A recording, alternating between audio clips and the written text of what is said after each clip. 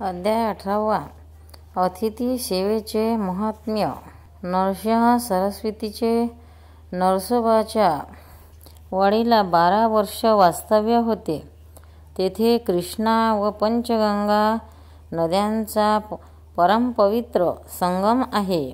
नरसिंह सरस्वती रोज ठराविक घरी जाऊन भिक्षा मागत असत. मिळणारी भिक्षा संगमाच्या पाण्याने पवित्र करून ते प्रसाद भोजन करत असत. मिळेल ते अन्न अत्यंत सुख समाधानाने ग्रहण करून ते सदैव तृप्त असत. एके दिवशी स्वामी भर दुपारी एका ब्राह्मणाच्या घरी भिक्षा मागण्यासाठी आले.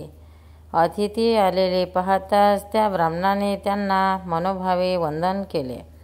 एवढ्यात त्यांची पत्नी घरातील भाजी भाकरी घेऊन आली आणि तिने ती स्वामींना भक्तिभावाने अर्पण केली. स्वामी ती भिक्षा घेऊन त्या घरातून बाहेर पडले. घराजवळ घोड्याच्या शिंगांचा वेल होता. स्वामींनी तो वेल पूर्णपणे उपटून टाकला आणि ते निघून गेले. ती अचानक घडलेली घटना पाहून पती पत्नीला वाईट वाटले. स्वामींनी असे का केले याचे कारणच त्यांना समजले नाही. त्यांच्या घरी गरिबी होती. घोड्याच्या शिंगा खाऊन ते अनेक वेळेला आपली भूक भागवत असत.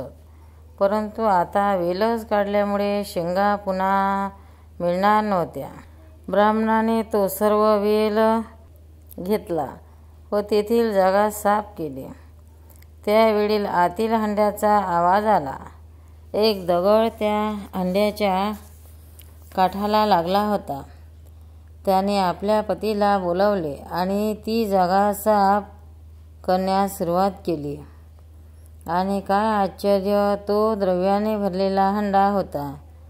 पती पत्नीने तो हंडा उचलून घरात आणला. स्वामीचे वेल का उपटला याचे रहस्य त्यांना आता उमगले. कापड घालून त्यांनी तो हंडा झाकून ठेवला आणि मोठ्या लगबगीने ते स्वामीच्या दर्शनाला आले. स्वामींच्या चरणावर त्यांनी मस्तक ठेवले. त्यावेळी स्वामी म्हणाले, तू नित्याने अतिथीचा सेवा केल्यामुळे तुझी गरिबी आता दूर झाली आहे. तू आता सुखाने प्रपंच कर. ही घटना कोणालाही सांगू नकोस. मिळालेल्या धनाचा योग्य प्रकारे उपयोग करून घे. दोघे पतिपत्नी आपल्या घरी आले. त्यांनी आपला देवधर्म वाढवला. आलेल्या अतिथीची ते मनोभावे सेवा करीत असत. कधीही कोणाला त्यांनी विनमुख पाठवले नाही. आपल्याला अचानक मिळालेली संपत्ती ही दानधर्मासाठी आहे हे त्यांनी जाणले होते. सत्कर्मासाठी या संपत्तीचा उपयोग करून घेण्याचे त्यांनी ठरवले. अचानक घडलेली ही एक गोष्ट त्यांनी कोणाला कधी सांगितली नाही. भारतीय संस्कृतीमध्ये अतिथीचे महत्त्व अन्यथा साधारण आहे. अतिथी देवो भव ही आपली सत्य संकल्पना आहे. दान हे जीवनातले महत्त्वाचे कार्य आहे. अतिथी म्हणजे तिथी न सांगून आलेला माणूस. त्याचा योग्य आदर सत्कार करावा.